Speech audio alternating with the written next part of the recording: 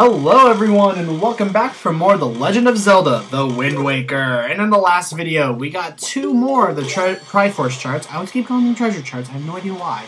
In this video, we're gonna get off the last two, I promise. We're gonna get off. Wow, that sounded really great of me to say. We're gonna get the last of the two. So as you can see, I'm over here at Diamond Step Island. If you want to know how to get to this island really quickly, sail northwest from Outset Island, and you'll be at that square. Now, since we have the hook shot, we can actually get up onto this island finally, because there's no other way to get up on here unless you have the hook shot. So you're not going to be able to get this treasure chart until very, very late in the game. They keep calling it treasure chart. Fuck it, it's a treasure chart. It is. We want to basically make our way up here to this top hole. That sounds really nice. And down here we have ourselves a pot warping maze. Yeah! How fun does that sound? A pot warping maze. So the goal of this is just to basically take the right pot and warp as far as you can. Now, there are floor masters around here, so you want to be careful. I will tell you the right order. So first you want to you're going to want to go over here, blow up this one.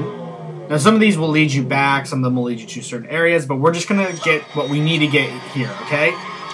Go over here, and now we have some floor masters that we're going to have to deal with. So, the only right way is to just kind of deal with it. I guess you could technically go around them, but hey, why don't we just deal with them anyways? Whoa! So to show that they can do that. Now let's just try to hit them. No, no, no, no, no. No. No. You cannot grab things. Have you even washed those hands? That's disgusting. Maybe that's why they're all kind of grody purple. Because they haven't washed their hands. That's disgusting. Do you pick your ears with those hands? Ugh. Do floor masters even have ears? I don't want to know. So now we go in this one directly across from the one that we came from. And we head up here onto this ship. Alright, now we take one of those. I don't know which one it is. I know it's just one across from the floor master. Yeah, you have to destroy the floor master in order to get across. Well, you don't have to destroy it, but it helps. So that way we don't have to deal with it. And God, I hate the noises that these things make. I don't know why, but it reminds me of like that tooth drill that the doctors use to clean your teeth. That's what the sound reminds me of. And that's maybe why floor masters annoy the crap out of me. And we blow up this one right here. And I believe this is the right one. All the other ones lead. I think the only other reward you can get in here is a joy pendant. But at this late in the game, I don't care. I don't need a joy pendant anymore. And we're just going to completely go around that guy because I don't want to fight him. And here...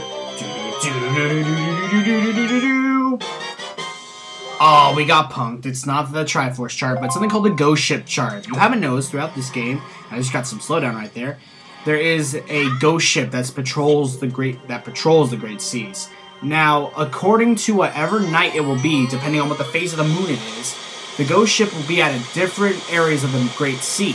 Now, what the Ghost Ship chart does is that not only will it allow us to be able to board the ship, but it will let us know exactly where the ghost ship is depending on the phase of the moon. So what we need to do is we need to look up into the sky and see what phase it is, alright? So it's a giant crescent facing the right. So now what we need to do is get our ghost ship and see what island that matches up with. I believe there's 7 choices of what it could be.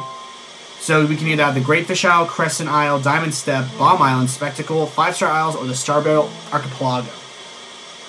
So, because it matches up with the Starbelt, we're going to go there. So just know that you can't board this until you have the Ghost Ship chart. You may be lucky and spot it on the seas while you're sailing. I did that once at Spectacle Island off camera, but you're not going to be able to board it until you have the Ghost Ship chart. So what I'm going to do is I'm going to sail up to the Starbelt by warping to Dragon Roost, and I will meet you guys there in just a second. See you guys.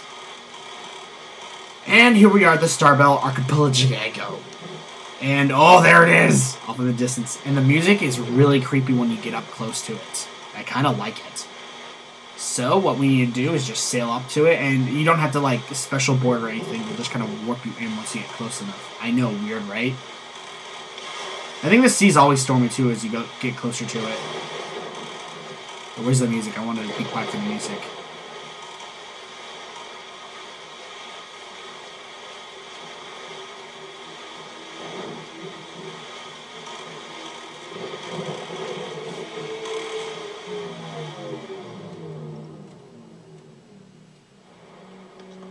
Too bad you only really hear that for like a few seconds, but it's so creepy.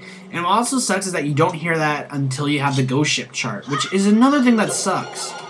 So now we have some enemies in here that we need to defeat, which are Wiz Robes. I believe some Stalfos in here too, and some Bubbles, as well as a Poe. Yeah.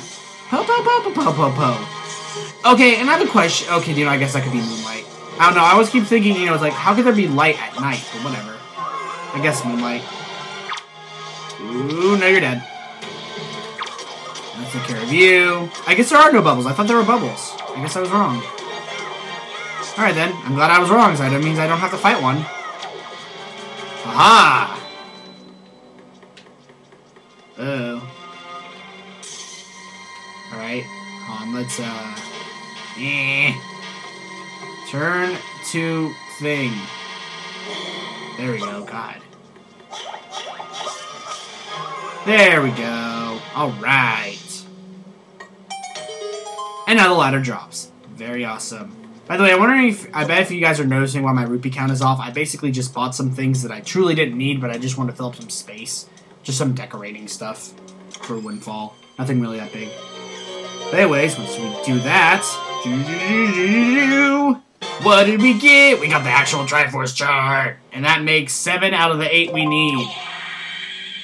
And once you finally get the Triforce charts, you relieve the curse of the ghost ship. That was the only thing keeping it alive. So now that we have saved the ghost ship from its curse, it becomes daytime again, and it vanishes, and you will never see it again in this game. Sadness.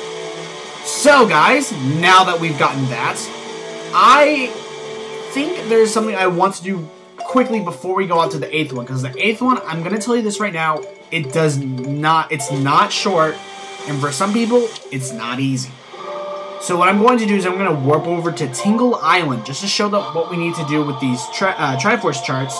I'm pretty sure you're wondering, it's like, well, why have we been collecting these?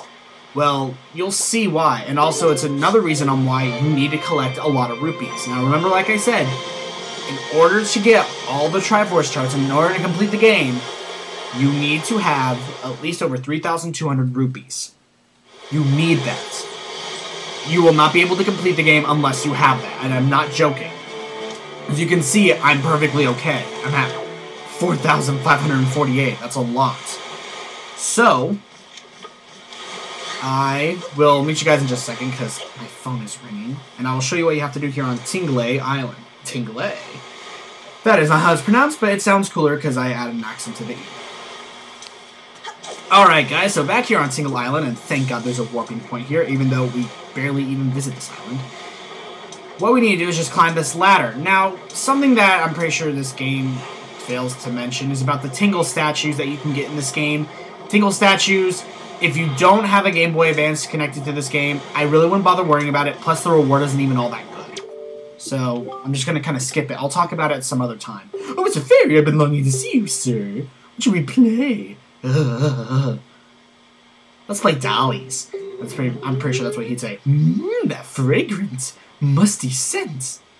Sir, you have found a chart. Because charts have that smell. And why do your feet sound like you're wearing plungers at the bottom of them? So what basically Tingle's job is that he will be able to decipher the maps for you by paying a fee of 398 rupees a piece. That's a lot for deciphering a map. But hey, it works.